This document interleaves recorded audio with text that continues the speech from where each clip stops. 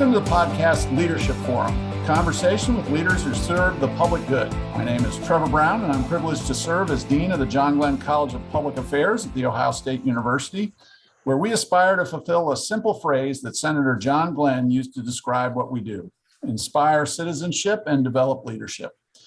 I also have the honor of serving as the host of this conversation series. So welcome to a thoughtful and reflective conversation about leadership in the public sector. I'm joined today by Irv Dennis, who served for almost 4 decades at the accounting and financial services firm Ernst & Young, where he retired in 2016 as a senior account partner. After playing a little golf, he was called back into service, this time public service, as the Chief Financial Officer of the U.S. Department of Housing and Urban Development. Irv's tenure at HUD was remarkable, to say the least, as he transformed HUD's accounting practices in a relatively short period of time to deliver the first clean audit at the agency in many, many years. He brought business practices to a government agency that is often characterized as highly resistant to change, and he succeeded in improving the financial performance of the agency in a highly politicized environment. Irv, welcome to our podcast, and thank you for joining me for a conversation about leadership in the public sector.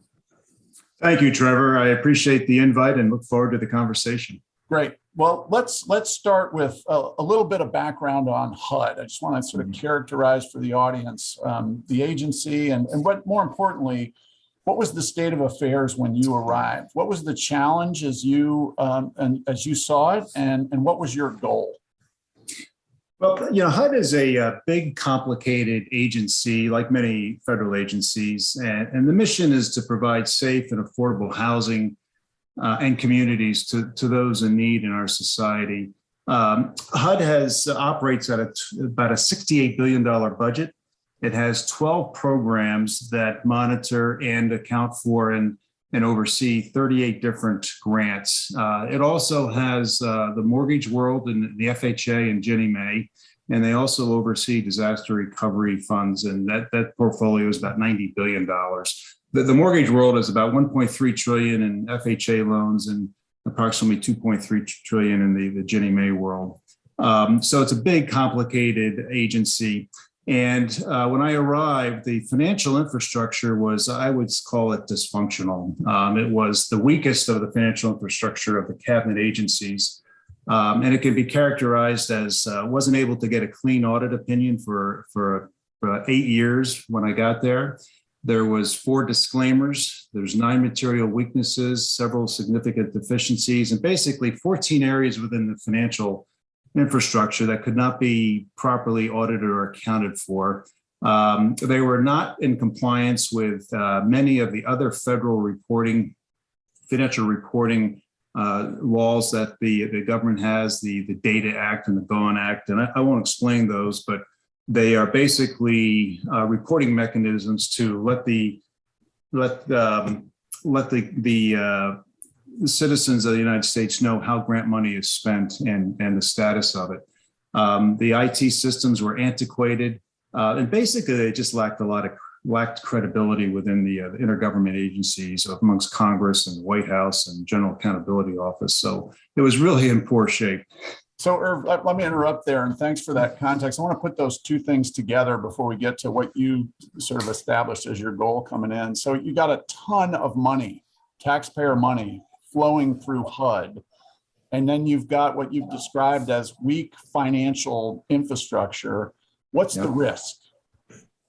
Well, the risk is leakage of taxpayer funds through fraud, waste, and abuse. The money, HUD, like many agencies that offer grants, is just the intermediary from Congress appropriates funds, Treasury releases funds through the agencies, and the agency is responsible for overseeing the disbursement of those funds out to the state and local communities. And there's a lot of entities and a lot of companies and a lot of people that touch that flow of funds. And without the proper oversight and controls, a lot of it could get leaked through fraud at worst, abuse, or just waste in not managing it properly. Okay. All right. Good. Thank you for that clarification. A lot of money at risk there. Yes. So you charted out a long list of deficiencies. As in the first days, what did you identify as the principal goal you were trying to achieve? What were your targets?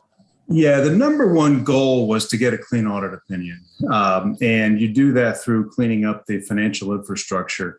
There were a lot of areas, like I mentioned, 15 or 16 areas that needed remediation. And when you review that, and and I'm sure we're going to talk about this, once we understood the root cause of that, the real goal was to improve the financial infrastructure, to clean up the material weaknesses or remediate the material weaknesses and obtain a clean audit opinion. So people and users of those financials have confidence that there's financial integrity within the HUD's infrastructure. So just a little bit more context before we go into the steps you took. What's the diagnosis on why HUD was not able to do that for the 8 years prior? Well, it starts with leadership in many ways. The CFO office was essentially vacant. The person the prior administration had appointed, unfortunately, had passed away in the position early on, and they were never reappointed. So the office was basically without a CFO for 8 years. And without that leadership, you start to see that deterioration. Yeah. Okay. All right. So, classic management lesson is lay out your first 100 days, right? You got to move fast. And so what were those first 100 days like for you? What did you try to accomplish, and what was your approach? Well, the first 100 days for me was, I had a lot to learn. As you mentioned, I spent 37 years in the private sector with Ernst & Young. And I knew what I didn't know. And there was a lot. I didn't know government. And at Ernst & Young, I was really focused on the commercial side, working on large global accounts as an audit partner. So how I approached the first 100 days, I needed to do a lot of learning. I needed to learn the business of HUD. I needed to learn the infrastructure of HUD. I needed to understand how Washington worked and what was the interplay between HUD and Congress and the White House and the General Accountability Office. I spent a lot of time developing relationships. I needed to build my credibility. I needed to build my credibility with the CFO staff. I needed to build it with all HUD leadership, the political and the career. And I needed to build relationships with Congress and the appropriations team, with Office of Management Budget. And I needed to understand how the financial statement close process worked and how numbers rolled up. And I took a deep dive in understanding the root cause of the issues. And the way I think of it, Trevor, when I evaluate a company, I did this with my audit experience. There are 4 areas that you evaluate to understand the strength of a company, and that's governance, people, process, and technology. So I spent a lot of time in that first 100 days really trying to understand the strengths and weaknesses within those 4 areas. Okay, I want to ask about each of those, but the first, just from a sort of leadership standpoint, when you said you needed to do a lot of this, was it literally you yourself, or had you quickly tried to assemble a team of people around you? Because that's a lot of stuff to do for one person for an agency of that scale and scope. Yeah, no, this was not an Irv Dennis effort. This was a complete team effort. And what I did in the first 100 days was, again, understand what I didn't know, and took the opportunity to use my team to help me understand the business, help me understand HUD, help me walk around Washington without stepping on landmines. And I had a phenomenal deputy CFO who worked his whole career inside of government. So he really knew Washington. He helped me set up meetings with all of the intergovernmental agencies that I needed to speak with. And I spent a lot of time with each of them. I had 12 direct reports, and I spent a lot of time with each of them, understanding them personally, understanding what their role was within HUD, understand from their perspective what the issues were and what they needed and how I could help them get to a point of remediation. So what I really provided was, and I'm sure we'll talk about this, is the overall vision and strategy. And what my team helped me do was build to that, and what do we put in place to make it happen. So take us through that recipe that you learned from your years of working with private corporations of governance, people, process, and technology. And let's just take them one at a time. Sure. So governance, what were you specifically focusing on there within HUD? So In the private sector world, large corporations have multiple subsidiaries operating in multiple countries. And at HUD, there were 12 programs, like they mentioned, and then you also had the C-suite offices, and it was very siloed. Each of those programs worked in isolation. If they wanted to make a business process change, or if they wanted to make an IT change, or they wanted to change something within their HR group, it was all done in isolation without looking at HUD at large. So it didn't have that overarching governance structure from, again, I'll put it in private sector, a board of directors and a C-suite executives all working together. So we labeled it as try to develop a one HUD mentality, and the governance needed a lot of work, and we put processes in place to improve that, which we can talk about now or talk about later. But that was really important to get a quick handle on that and put some processes in place. And what made it a little more challenging in government versus the private sector is you almost have two layers of management that are very distinct, the political and the career. So it was important in this governance structure to get the political people working with the career and working together to focus on the remediation and improvements that we needed to do.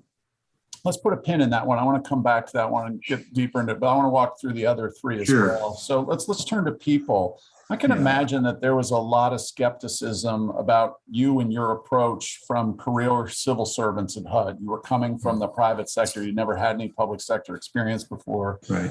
How did you overcome that skepticism and focus on the people in the organization and motivate them to undertake change?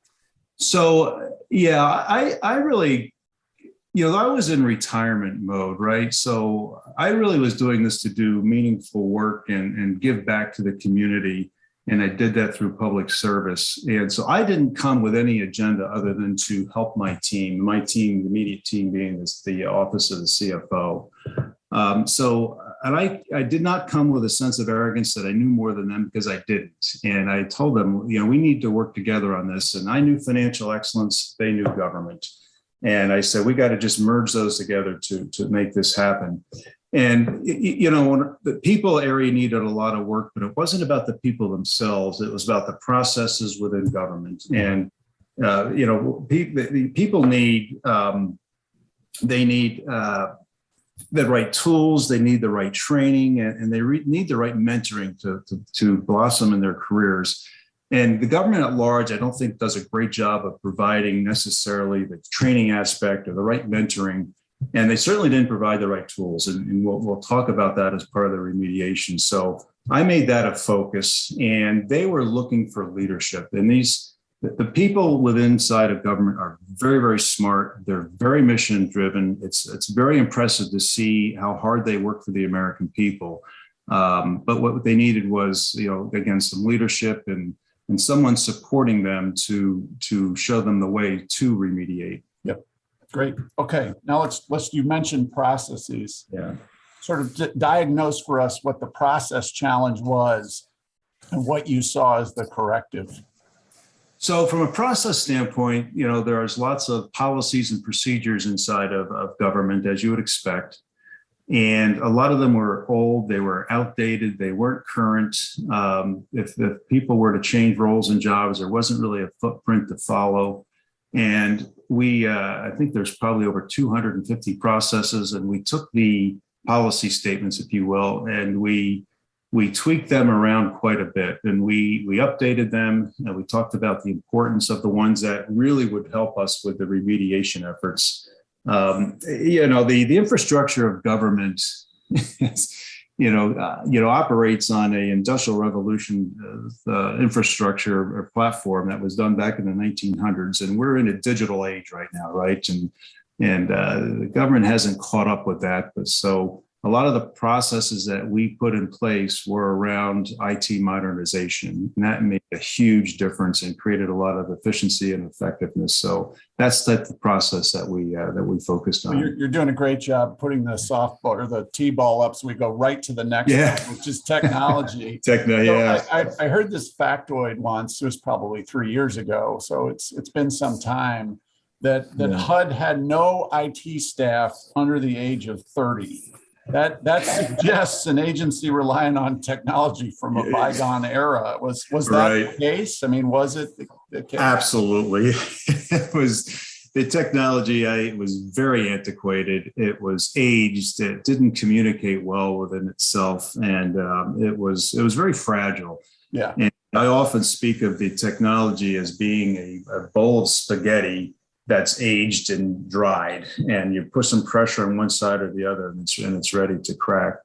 And the workforce within HUD, which I don't know is terribly different than other agencies, but there's a high percentage that are eligible for retirement over the next few years. So technology is going to be really critical when you have that environment. And they were operating some of their platforms under COBOL, and COBOL was something I dealt with in college back in 1980. Right. It's not a platform of choice in today's world, but technology needed a lot of work, and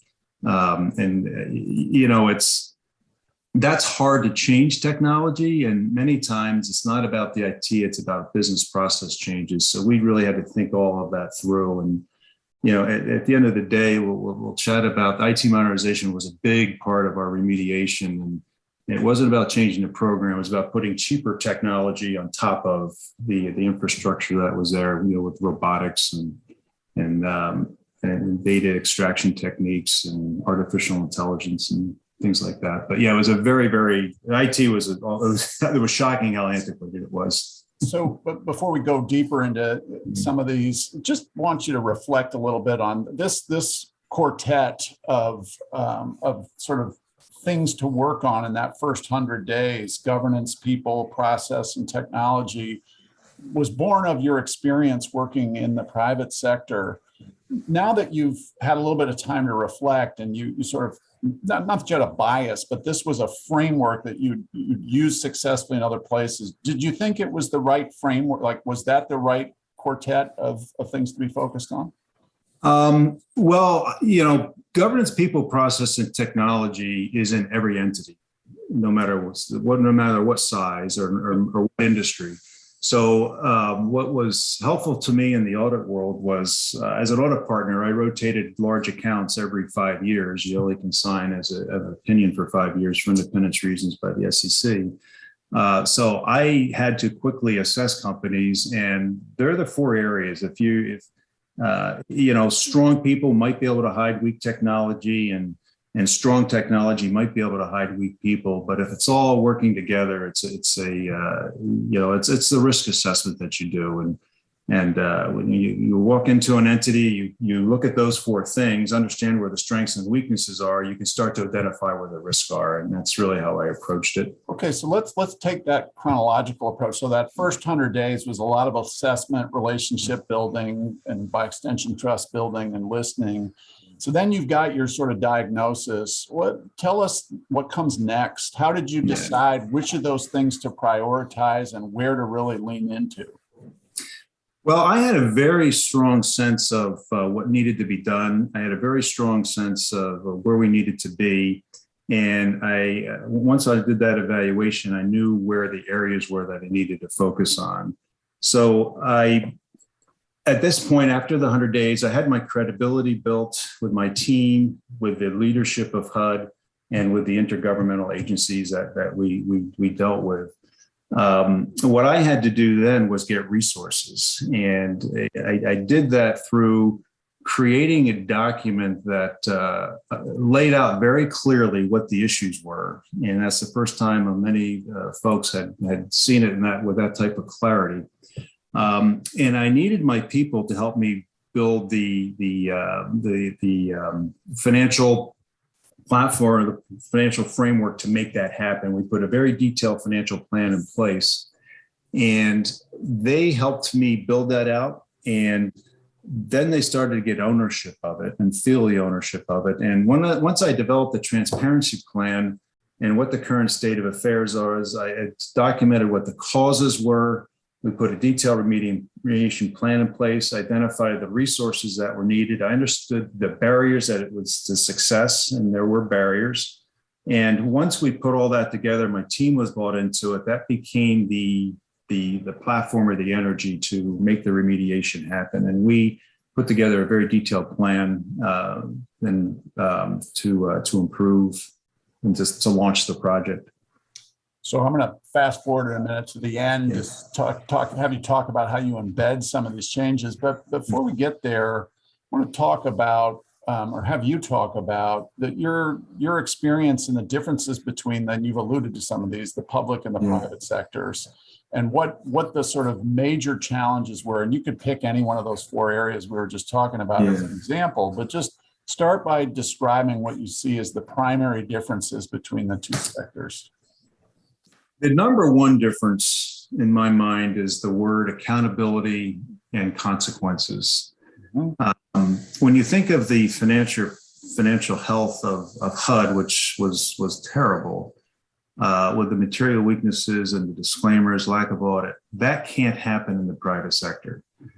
And stakeholders will pull out, shareholders will put out. You wouldn't be able to get debt. Entities just don't survive in the private sector with those weaknesses. And you think about why it's happening in government. Well, the same folks that were working on the infrastructure of HUD, the financial infrastructure, were there for 10 years. Again, great people, but they weren't being held accountable, and there were no consequences. There's plenty of oversight in government. You have the oversight of the audit process. You have the oversight of the General Accountability Office. You have the oversight of Congress. So lots of reports being written about how poor the situation was, but no one was really forcing change. And so that's a big difference, probably the number one difference. The second difference is when we got into the process of performing the remediation, it was very clear that you didn't have the command or the control of the resources in government that you do in the private sector.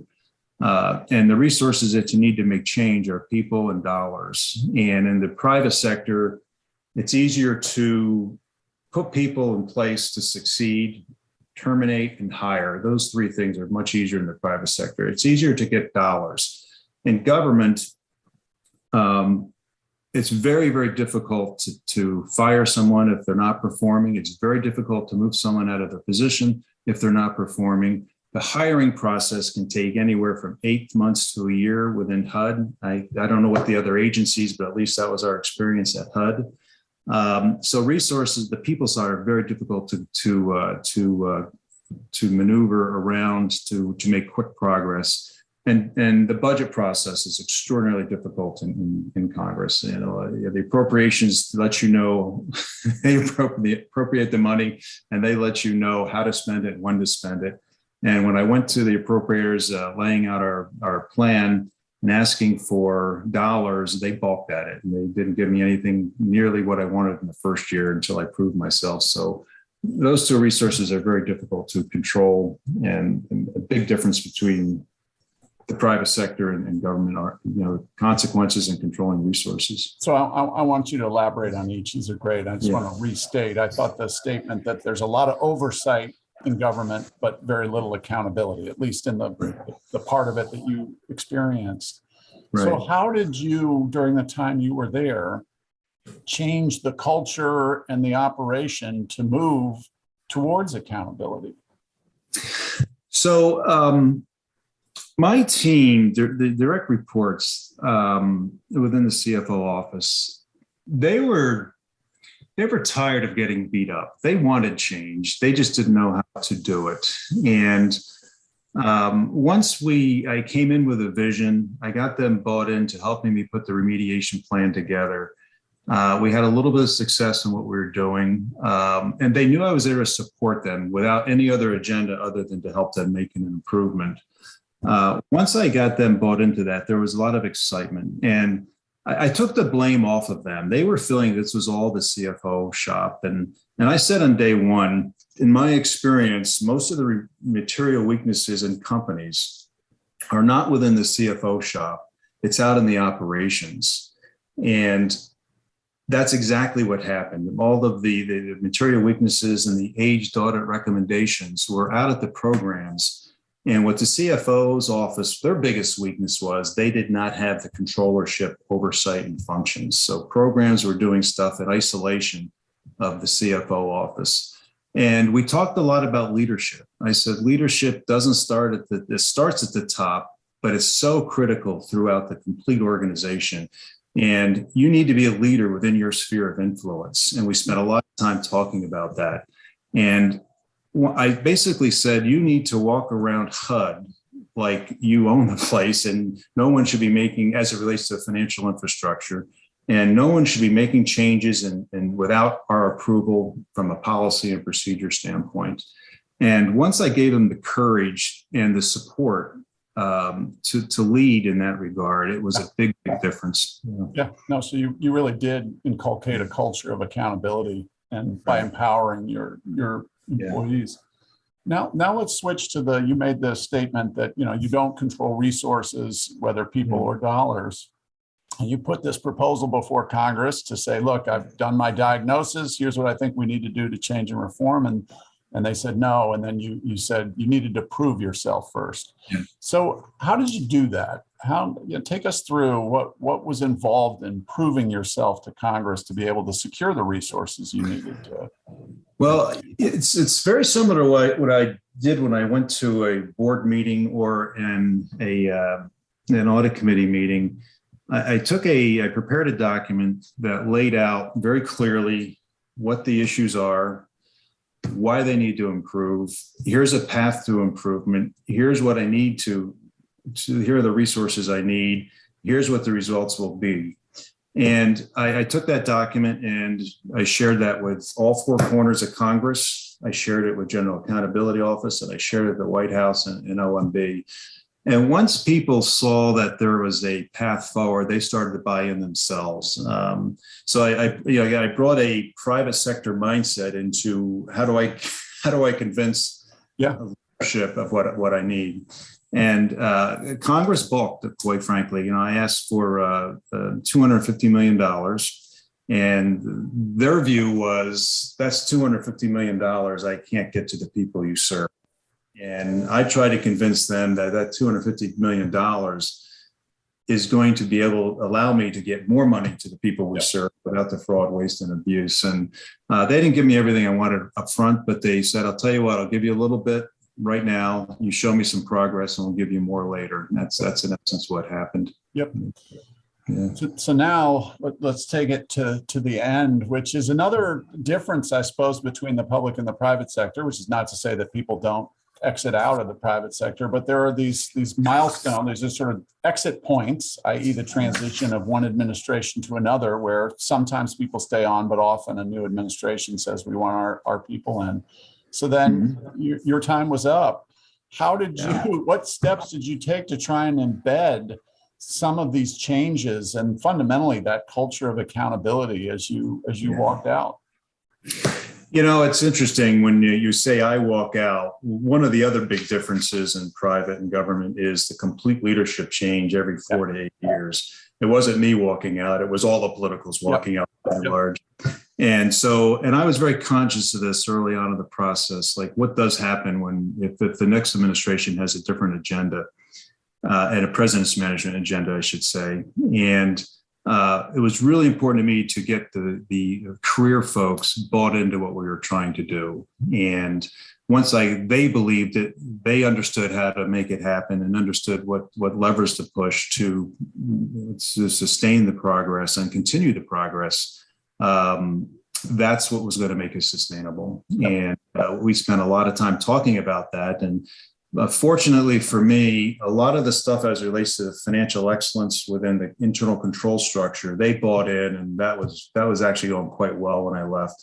Some of the IT modernization stuff that impacts a lot of the programs, I'm not sure that would continue. I hope it is, and I hope it does, but that requires buy-in at all departments. So getting the people buy-in that are going to be leading it going forward was really important to me.